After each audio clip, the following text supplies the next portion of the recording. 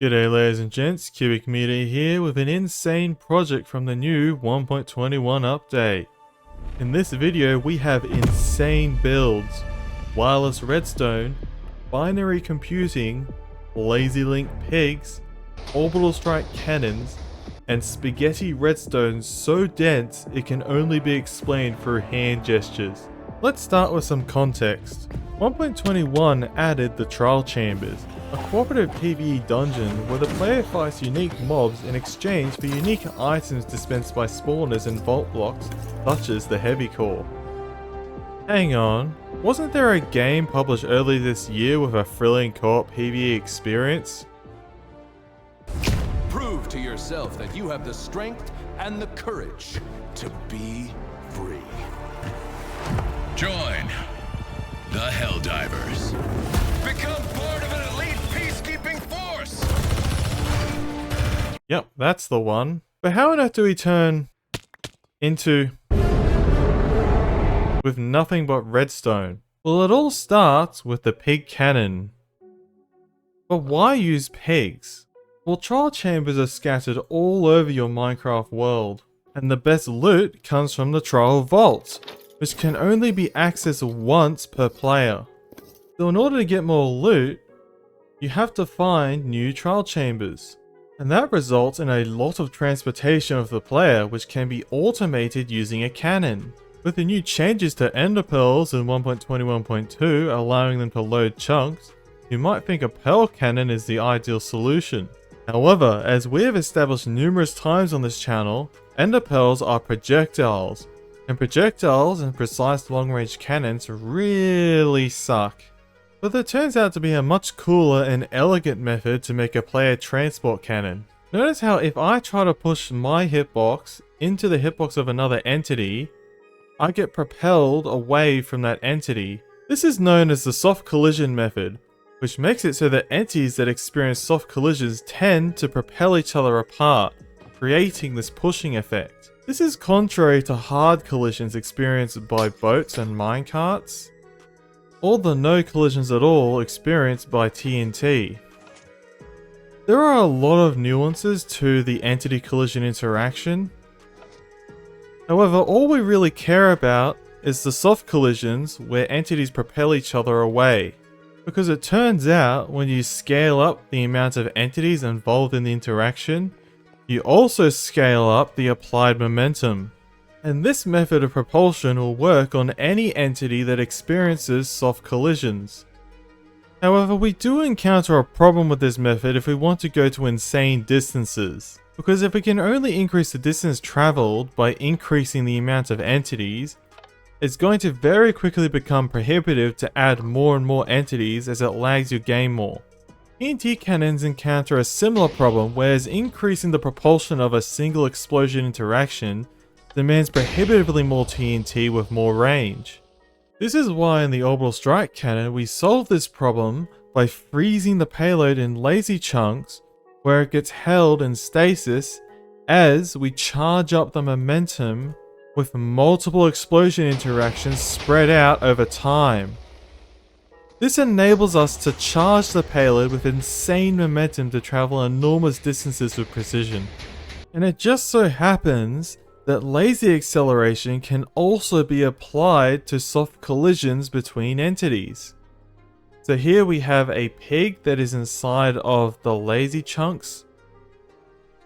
If I use the /data_get command to get the motion of the pig, we can verify that its motion is initially 0.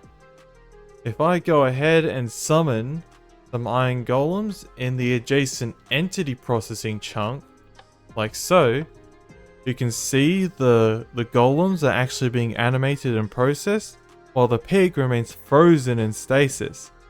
If we check the motion of the pig, we can see that the pig is actually accelerating, because the iron golems are noticing that their hitbox is intersecting with the pig, and they are applying motion to the pig to try and push it away.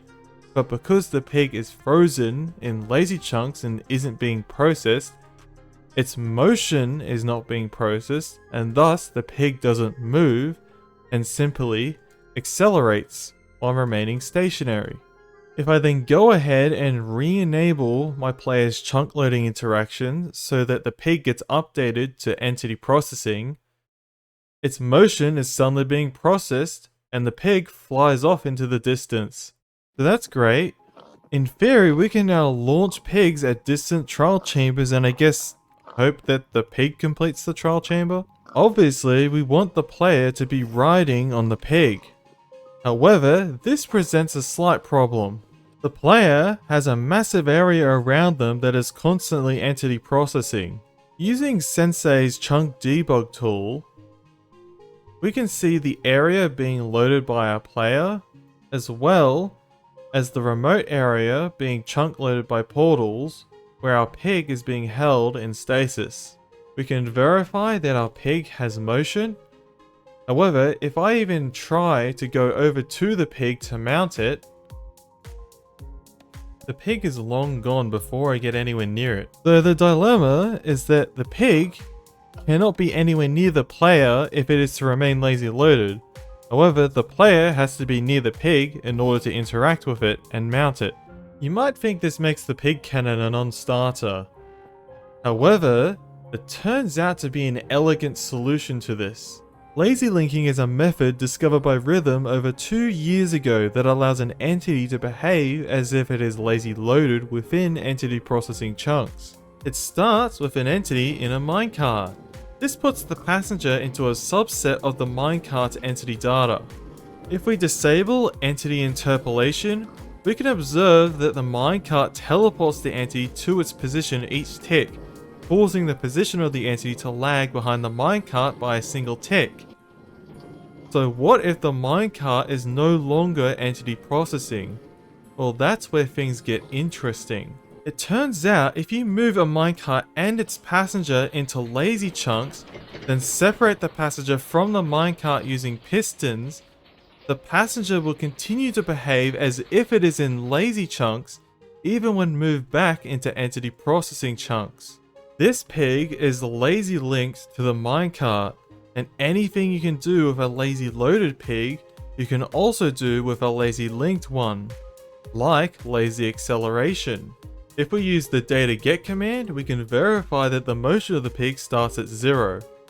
If we place a boat in the corner like so, we can see that the hitbox of the boat is inside of the hitbox of the pig. However, we haven't started accelerating yet, and that is because the pig's feet position has to be in line with the feet position of the boat, at least within the same block space vertically, in order for it to start accelerating. So if we go ahead and move the pig into position, now it starts colliding with the boat, and we begin accelerating the pig. The reason why we use boats is because they can be placed automatically using a dispenser in a way that they can be stacked in a precise location. They can also be placed in such a way that their hitboxes start intersecting, because if our acceleration stage starts with their hitboxes separated, what we observe is the hard hitbox of the boat preventing us from actually getting the pig into the hitbox of the boat. This is simply another nuanced interaction with entity collisions that we have to work around. You also notice these grindstones, which are important to constrain the position of the boat, because as the boat applies motion to the pig, the boat also applies motion to itself to try and get itself away from the pig. And so, we need the grindstones to constrain the boats to prevent them from moving. With our lazy acceleration layout, we can establish a space where 2 out of 4 boats are pushing on the pig at any given time. The direction of the applied motion is always along a vector between the boat and pig centers. By combining motion from 2 of our boats, we can draw a coordinate system where any position can be accessed for a linear combination of motion applied by 2 boats. Here is the chamber that we will use to accelerate our pig. We have controls for the direction in each axis, which will allow us to dispense as many boats as we need to throttle the acceleration rate. To begin accelerating, we push the pig down into the chamber so it collides with the boats, and to stop accelerating independently for each axis, we can simply dispense lava, which instantly kills the boats, and that items are caught by the cobweb and collected to be reused. We now have a lot of variables we can control to give the pig the specific motion we need to transport it to the location we want. But how do we encode the instructions we give to the cannon to achieve this? Well, let's consider the orbital strike cannon, which uses these hexadecimal encoded counters to control the precise amount of TNT that gets duplicated and used to accelerate our payload. Terminology like hexadecimal counter is a bit confusing for some people. Then consider that all we are really doing is inputting some number like 100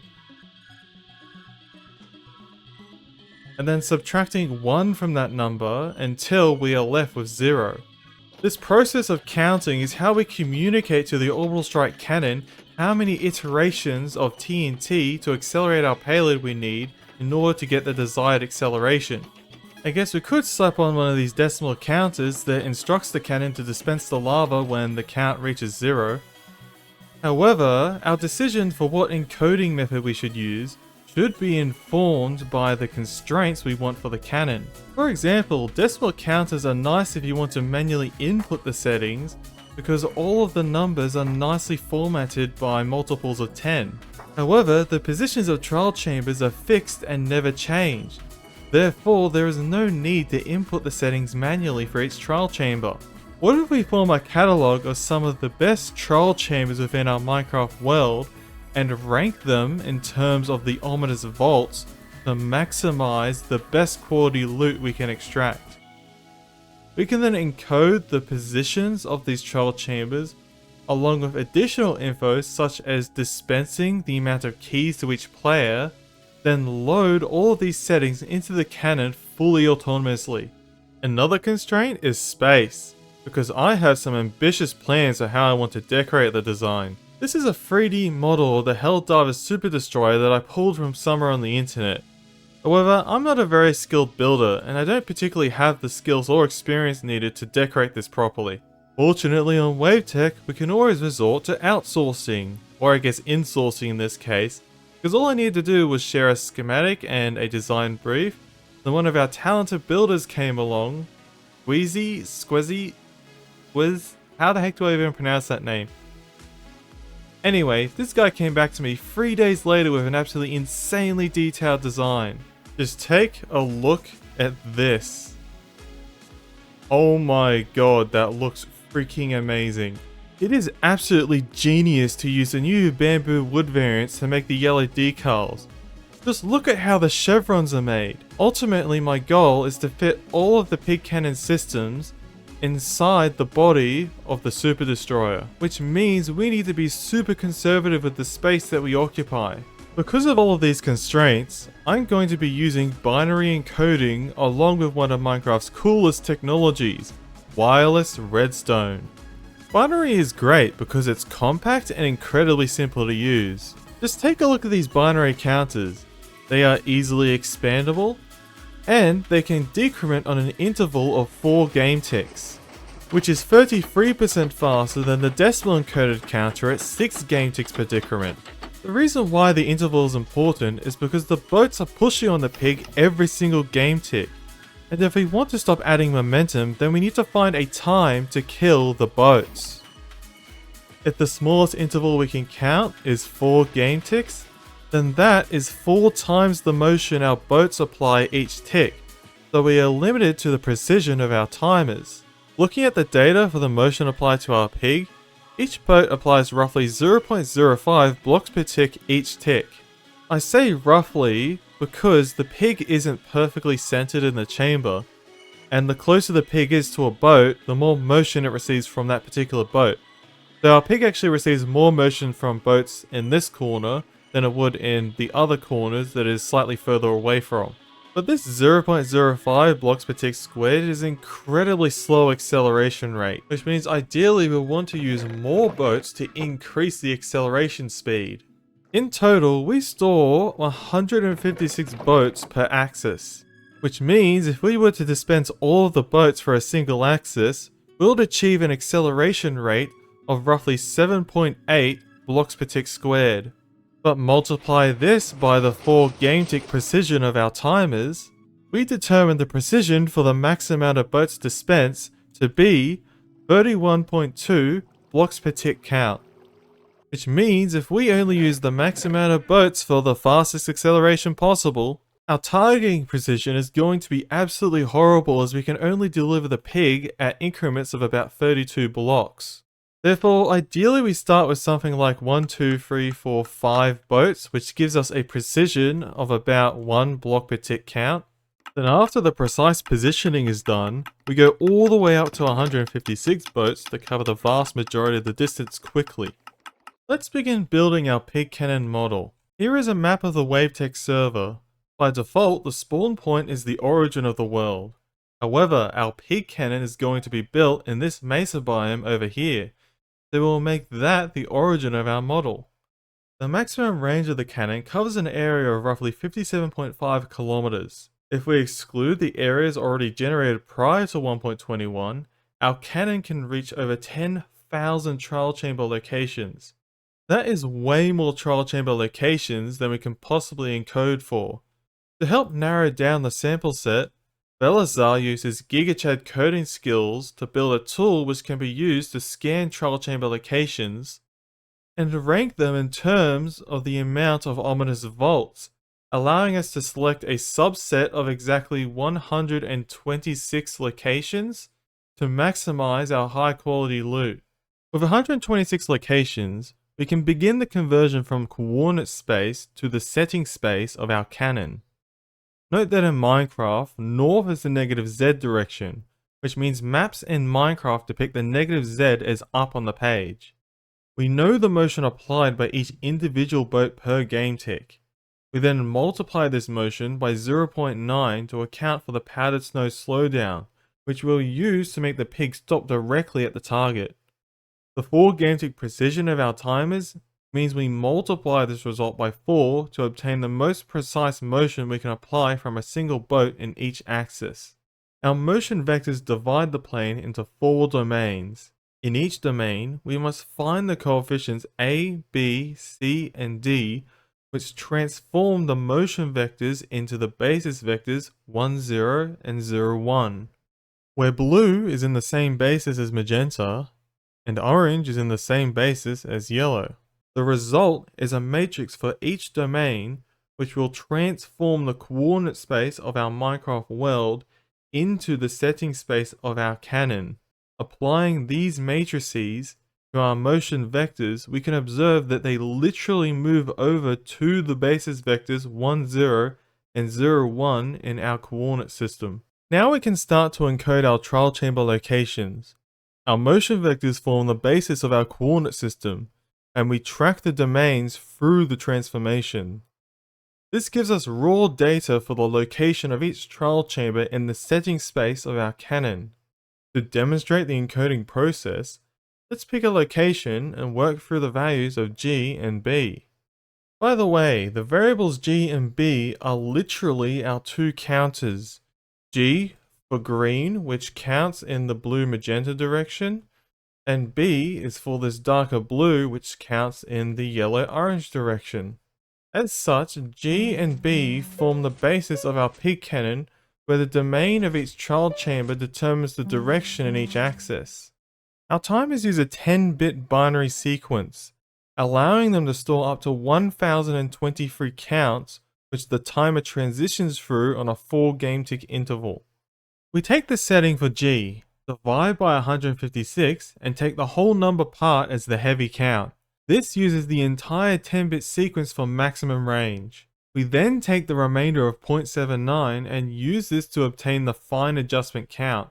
This only requires 5 bits as the remainder will always fall within the range 0 to 31. We then repeat the process for B and build up a much longer binary sequence. The domain of the position will also need to be communicated to the cannon. We can use the spare bits in the fine adjustment to store these values. Finally, the number of vaults at each location are given 6 bits respectively at the end of the sequence. What we are left with is a 44-bit sequence that will encode the information for a single trial chamber location.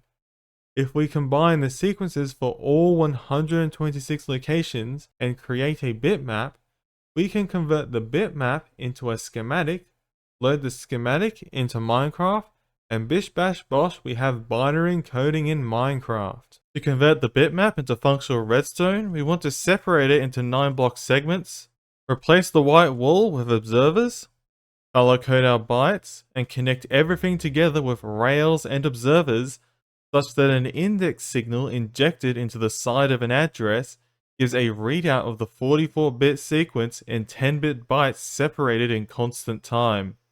This is a binary encoded read-only memory, or ROM, which stores the crucial information about each trial chamber location in a unary address, which means that each address is simply just a line of bytes that we access in a slice. However, there is a big glaring issue with our ROM.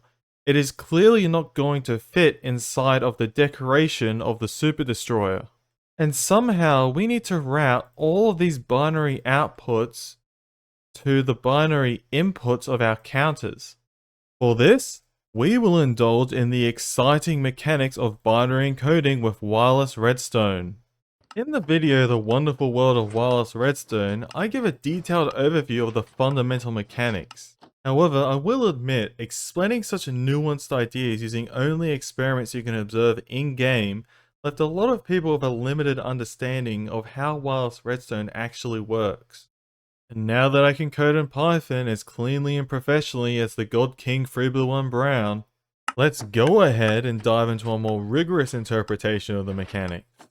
As you might realize, Minecraft is a computer simulation, and computers run programs in the form of a list of instructions carried out in a sequence. Minecraft's instructions look something like this. A list of things for the computer to focus on and execute.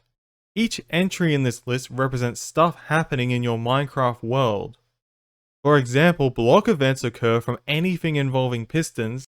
Block entities are blocks which perform special functions like furnaces smelting items or hoppers manipulating items. And tile events involve redstone components like repeaters and comparators. Understanding the ordering and hierarchy of these events gives us the power to predict the outcome of certain nuanced interactions.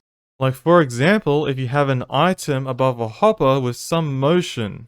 We can see from the order of events the item will first update its position, then the hopper, which is a block entity, will check for items above it. In this interaction, the item skips the hopper, because item entities are updated before block entities. Another nuanced interaction is a pig with motion above a piston. Going back to our list, the repeater is a tile event that schedules a block event in the form of the piston extending. This block event isn't handled until the block event phase, which occurs before the entity phase, meaning the piston should push the pig up before the pig starts moving. So let's test this in game. And it turns out that our understanding of this interaction is not correct. This is because the block that you see as the animation of the piston head moving is itself a block entity, which is created by the piston in the block event. So even though the block event happens before the pig is processed, the piston head extending isn't handled until the block entity phase, and thus the extending piston misses the pig. Knowledge like this is what defines technical Minecraft and makes Redstone feel like a magic system where players with knowledge gain access to special powers. You might even say that technical Minecraft is a pathway to many abilities some consider to be unnatural, such as the ability to send redstone signals long distances remotely with no physical connection between the input and the output. To understand the origin of this power, we are particularly interested in the tile event phase. Tile events can be broken down into an hierarchy of redstone components, which are processed in the same order every game tick. At the top of the list we have repeaters, then redstone torches, comparators, observers, and droppers, and many more tile events in the list which are not important for wireless redstone. The repeater can be broken down even further into its different delay settings, offering even more variety in the tile tick priority. It is important to remember that these components will always be processed in the same order every tick within the tile event phase, meaning any interactions between tile events will remain isolated to this phase. With this in mind, let me reintroduce the tile event sorter or tile set that you might be familiar with from my previous video. This uses tile events in a way that converts disorder into perfect order with some added delay, all within the same game tick. If we reduce our repeaters into an abstract model, we can represent the delay of each repeater by the height of a bar and observe that every column in our tile set has the same total delay of 20 ticks. The longest delay repeaters are scheduled to power much later at 8 game ticks. Then 6 tick repeaters are scheduled at 6 ticks, then 4 tick repeaters at 4, and 2 tick repeaters after 2 ticks. Following the logic that higher delay repeaters are always processed first, means any input order converges to the same output ordering. This means we can input any random sequence and be certain that the result will always have the exact same order at the end of the repeaters. The next important component of wireless redstone is item entities. Item lag is a problem. So to alleviate some of the processing that needs to be done on items, while sitting stationary, item entities will only check for a support block every 4 ticks. But not every item entity does this on the same tick. Instead, item entities will offset this check depending on the order they are created. Droppers can create items, and recall that droppers are also a tile event. So the item created by the dropper is created in the tile event phase. And so any item created by droppers powered by the sequence of our tile set will be created in the order dictated by our tile set. And so no matter where the items are created, as long as the tile sets are powered at the same time, the behavior of the items falling will be coupled to each other. Here is the core of binary encoding with wireless redstone, the modulo 2 transmitter and receiver. Going from the game to our tile event model, this device uses 20 repeater channels plus a reference channel. The 20 channels are split into 10 bits for receiving and 10 bits for transmitting. Now consider the item entities created for our channels. These items are right over here being dispensed into powdered snow before their phase is measured by dropping them through a trapdoor. These are the receiver items, and over here is the reference item. We compare the tick phase of each item with our reference channel. And if the items start falling in the same tick phase, then the output for that channel is powered. Our items occupying every tick phase is not very useful to us, as there will always be at least 2 items triggering their respective outputs. To mitigate this, we dispense an additional dummy item into each channel to offset the phase of every other item to be exactly 2 ticks apart. The dummy items are created by these droppers here, and because item creation is the only thing that matters for offsetting the phase, we can collect the items immediately after their dispense. We can even physically see the 2 game tick offset in these pistons firing exactly 2 game ticks apart. If we want to trigger the red output, we want to insert an item between the red and orange channels. And then every single item in our tile set is nudged by 1 tick phase, including the reference item. However, we've run into a problem. The reference item just happened to fall on the wrong phase and our output isn't being triggered. To solve this, we can also check phases 2 ticks away from the reference item to guarantee our transmission. This is accomplished by simply delaying the signal from our reference item by 2 ticks and then checking again 2 ticks later. This ensures that our channels properly broadcast their signals. If we instead try a transmission at the end of our sequence, we run into another issue, where inserting an item for magenta only shifts the reference item, which places every other channel within the reference phase. We can see this in the physical build. If we move only the channel for magenta into the triggered position, all of a sudden, we're triggering every single output. To mitigate this issue, if we want to only broadcast on the magenta, we also broadcast on purple to isolate magenta from the rest of the channels. This is pretty straightforward to implement redstone wise, as selecting a particular channel will also trigger the channel to the left of it. And then selecting a range of values means inverting that channel and then activating the channel to the left. It's easy to assume that any item created in your Minecraft world would ruin your wireless redstone and mess with the receiver. However, understanding that our tile set is fully encapsulated by the specific tile events leading up to the item creation, we can establish that items created outside the tile events of our protocol will shift the phase of every item in our protocol in equal amount. This includes the reference item that is used to determine if an input is on. This means we can shift the phase of the entire protocol as much as we want, but it will never change the result of the output.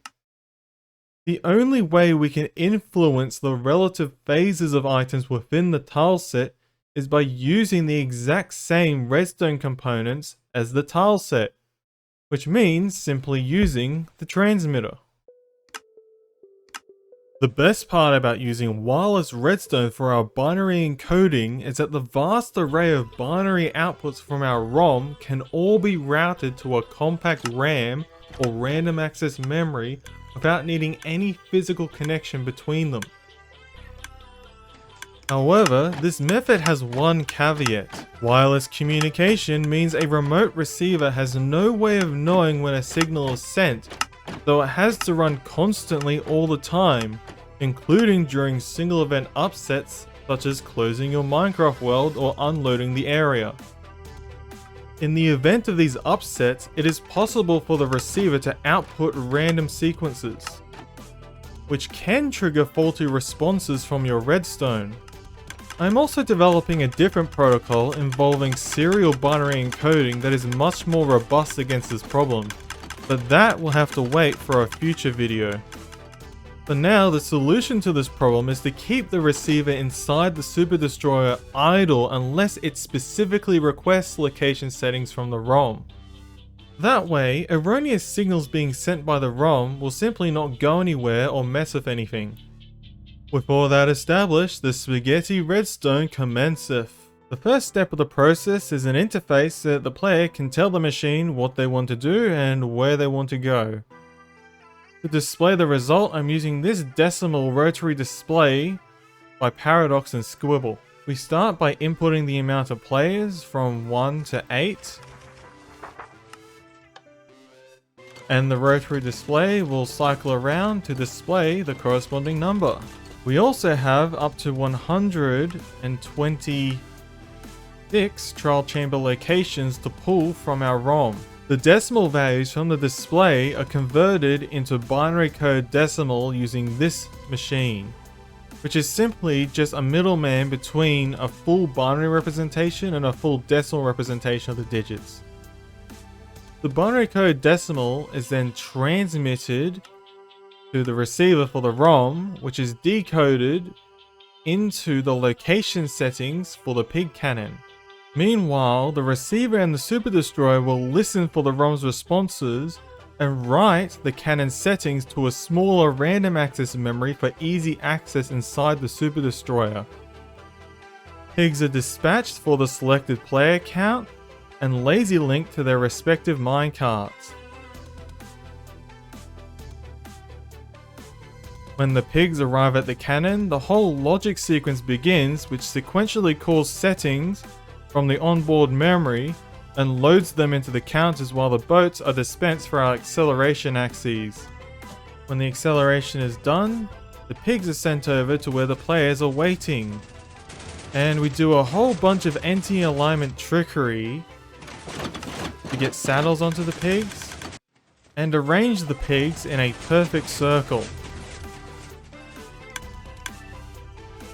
Dock sensors positioned carefully beneath the floor will then allow for the ultimate Helldiver experience by detecting when the player mounts the pig and dropping them into the floor in the ready position. Once all of the players are locked in, the drop sequence begins, and the minecarts are killed using TNT. The really nuanced thing is that the pigs will dismount at the Y position of the minecart, however their XZ position will remain where the pigs were.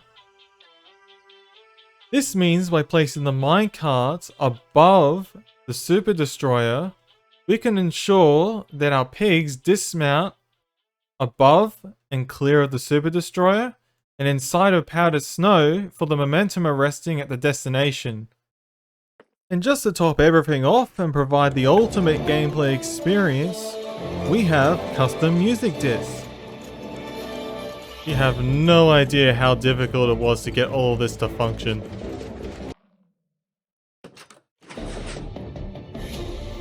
Yep, and stuff is definitely happening. Here come our items. We're gonna need this totem.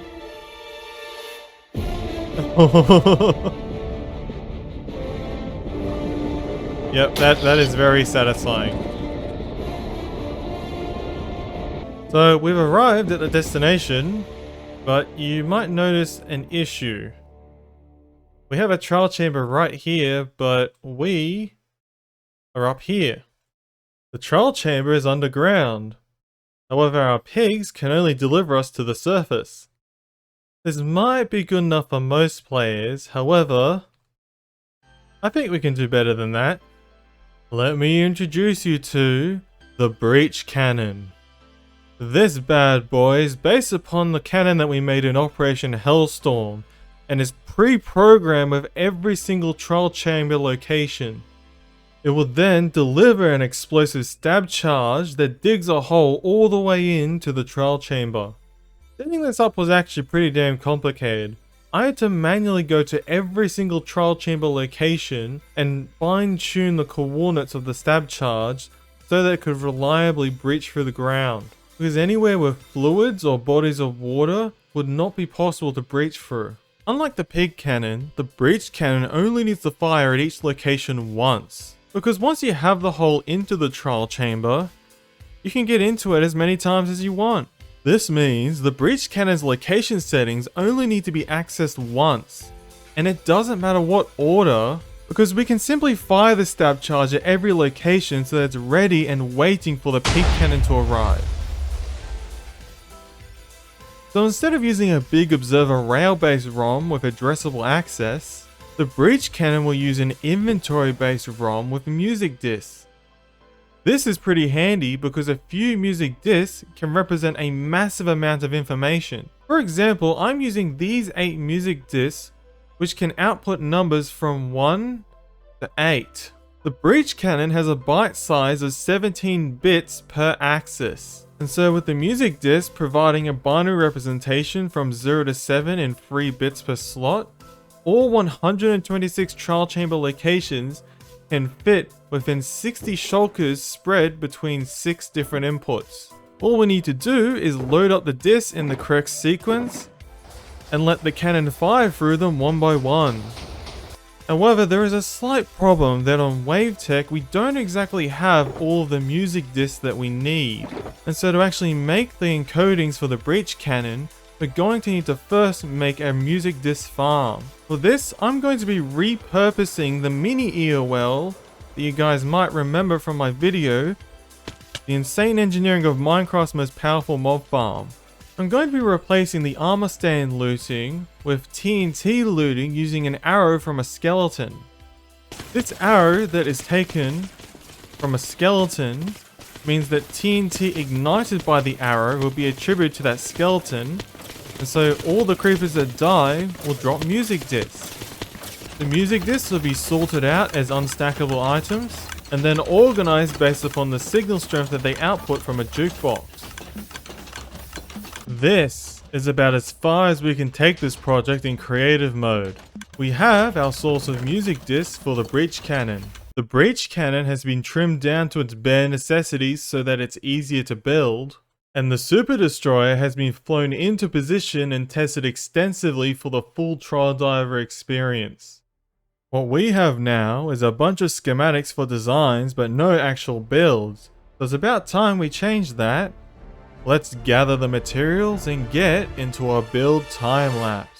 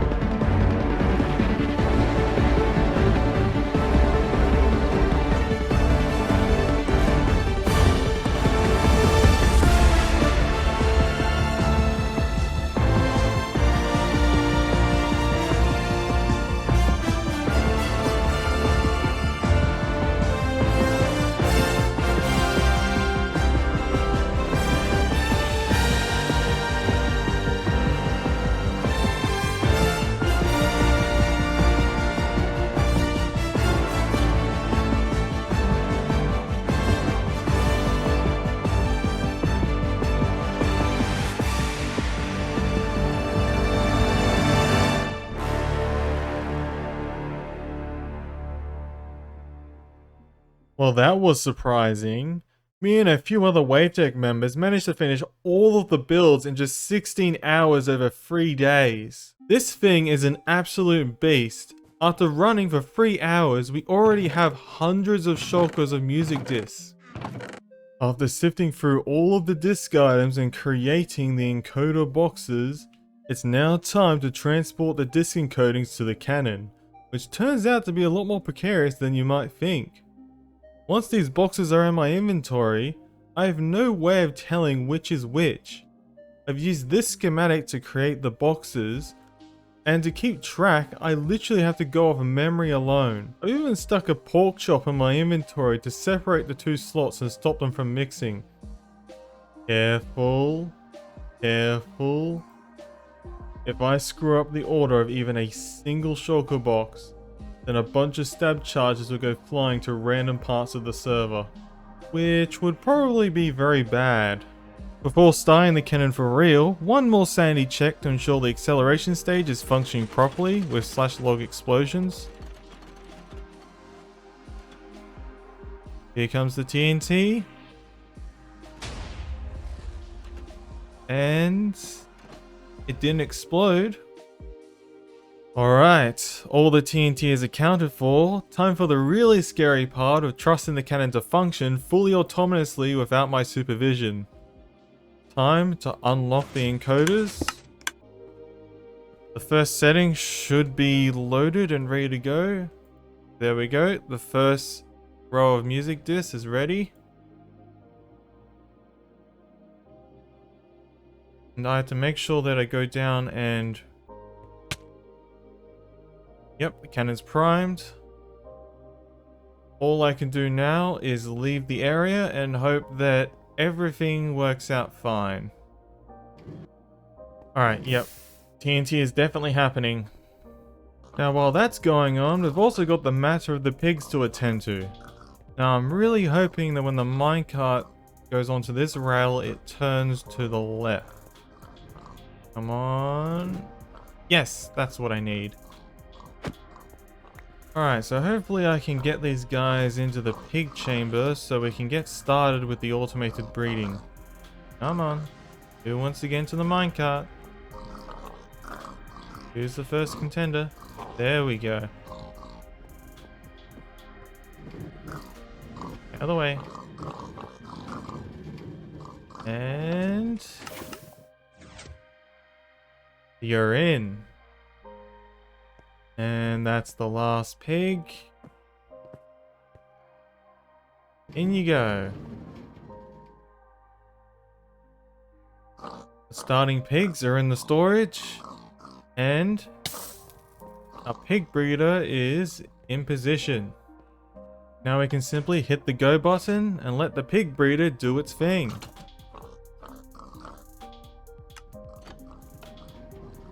There's the first pig.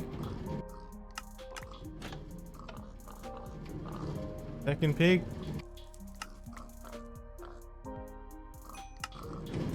And we making some babies.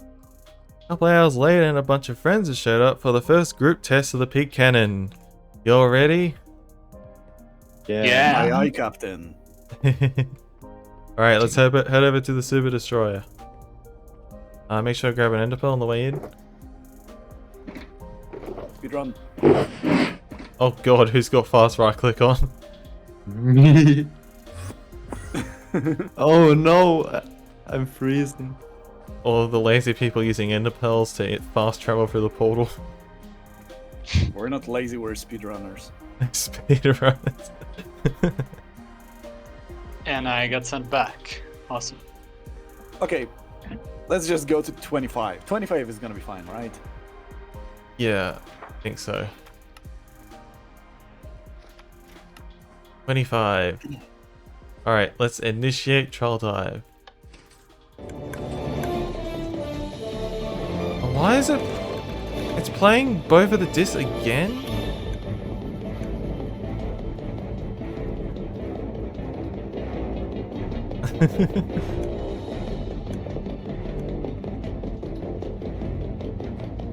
Yeah, that's gonna happen. Alright. Put your ender pearls into the stasis chamber.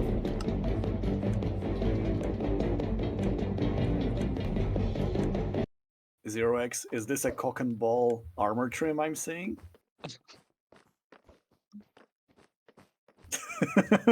Didn't they patch it? They kinda did. But if you look really hard, you can still see the shaft and balls. Oh wait, I just realized. Did Skews use diamond blocks for the Super Destroyer decoration? Yes. There were over 2 stacks of diamond blocks in the decoration. Oh my god. I mean, why do we have Right, quarries, right? I looked when I was gathering the materials for this build. I was like, I wonder if we have enough diamond blocks. I opened the diamond block chest at main storage, and it was like half filled with stacks of diamond blocks. I'm like, I think we might have enough. Here's a key. Ooh. Here's a key. Okay, the pigs are currently getting into position.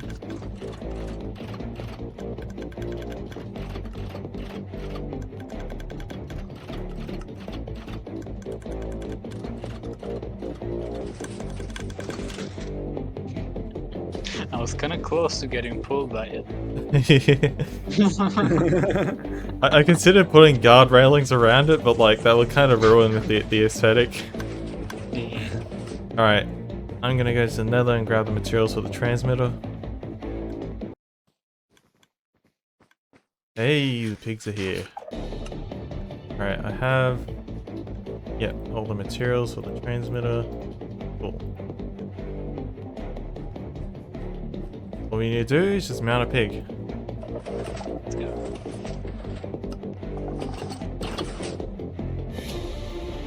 Hey! Definitely working first try. Everyone hold the totem.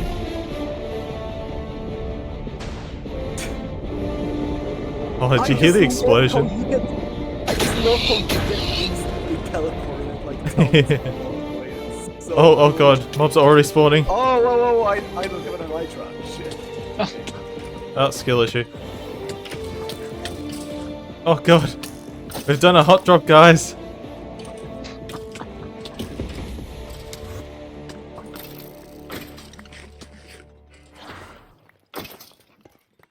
Monster Hunter. Is that your first time killing a mob, Velasar? I guess so.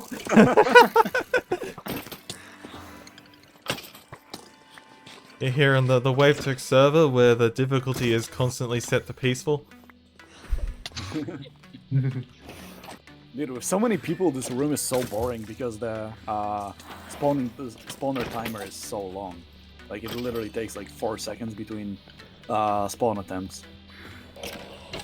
Man, these spawners need to just spawn crap faster. Like, we're just standing around waiting for stuff to spawn at this point.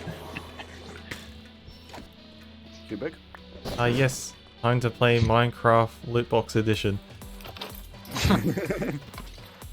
Lucky blocks.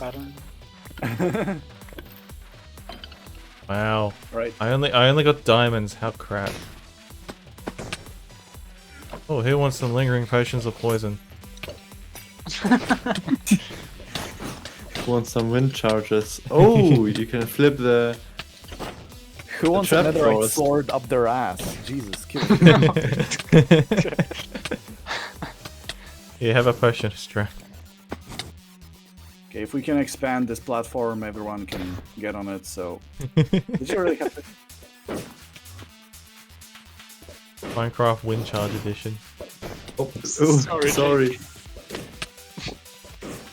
I'm trying to. Yeah, there we go. Thank God we have optimized TNT turned off. Oh, I got another core. What do you mean, first one? I mean, yeah, first one. Okay, Xerox, you want to go next? I think you need to. You need to invest in some stocks, Velizar. Yeah, it's my lucky day. Tesla stock is looking lovely today. Xerox is struggling, man. A bunch of diamonds. Yay, so many diamonds. We'll be able to replenish the diamonds that we use in the Super Destroyer. Let's go. See, this cannon was an investment. Ooh. Yay, more poop. Heavy core! Diamonds, sure!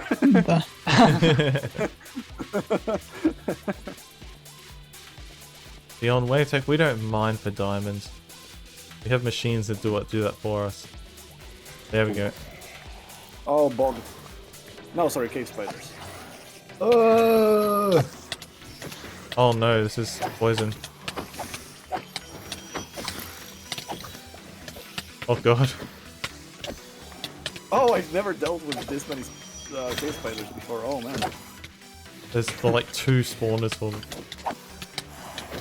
Okay, to be fair, at least it's more exciting than the first Yeah. one that we did. Do you know how long this is gonna take?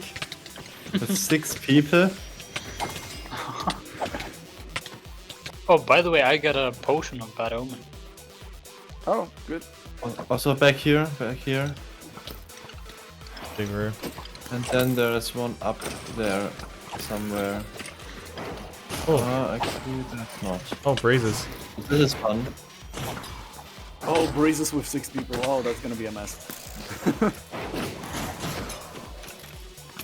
Alright, Velasar, go. Velazar.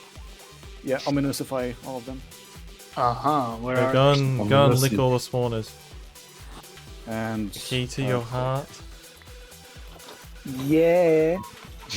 I can't use it on you. Oh, because you already unlocked it.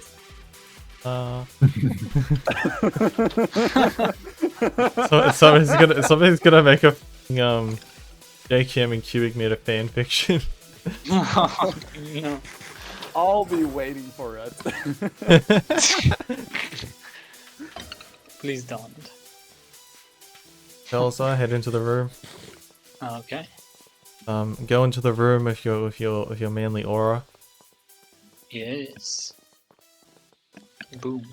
What if Bad Omen is just the smell of cologne and the mobs are just angry? We need to go. The spawners are up there. Okay. Oh, this is... Oh, it's gonna be boring. Only 2, 3, 4. Okay, that's not too bad. So there's like one more spawner room like deep down, like right at the bottom of the trial chamber. Oh, here we are. Well, all right. There's another spawner up here, Velasar. Okay. Here. Did I? Haven't activated this one. Yep, There we go. There we go. Yeah, everyone visits both spawners, so yeah, we actually get credit for 6 people. Ugh.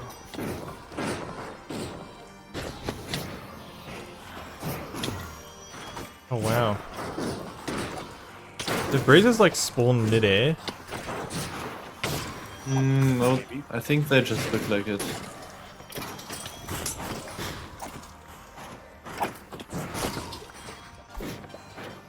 Food.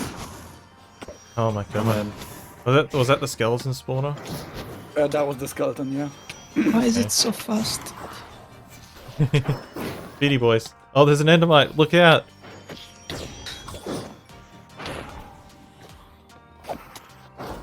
Wait, who is it who has like exactly 69 endermite Keys. kills? Keys. Yeah, Yay! I have more keys. Yes. No, that was. Oh, I got only emeralds. Shower us with a lava earthquake.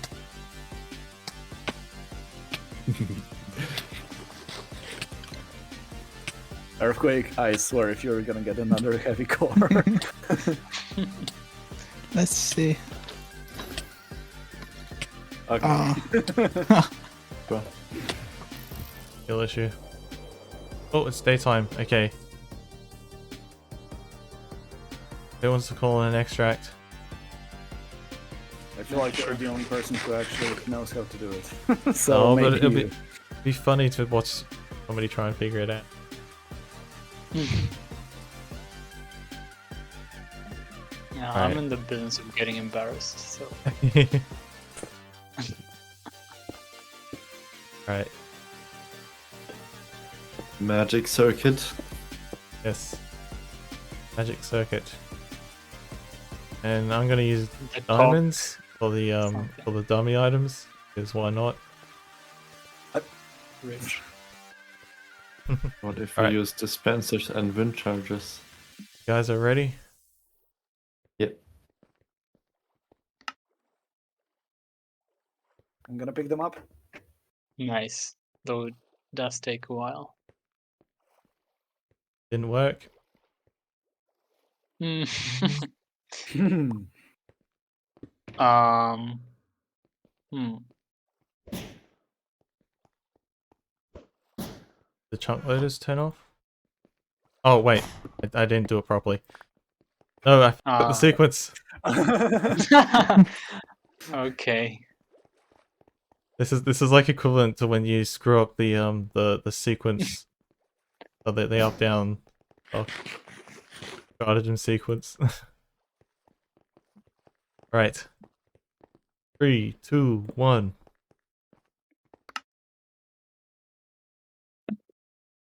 Oh, there we go. There we go. Ooh. We did it. Oh, that is so cool. Alright, guys. In the position, go on, let's do group photo. Yeah. Hey. Where are we looking? Ilsa, face the other way. Good. Look left. Oh. That's left. Oh. More. And Turn. then look back. Turn. Yeah, no, look back. No, look back. Look back. Look back. Look back. No, it's gone too far. What the? So your maze is turned the right way. Oh. Now Paradox is Pardon, screwed your up. mace is the wrong way. No, it's not. Yeah, it is. On our screen, it is. I'm left-handed. Turn too far. There we Oh, go. there we go. Yeah, Okay. perfect, perfect. Yes. Hey.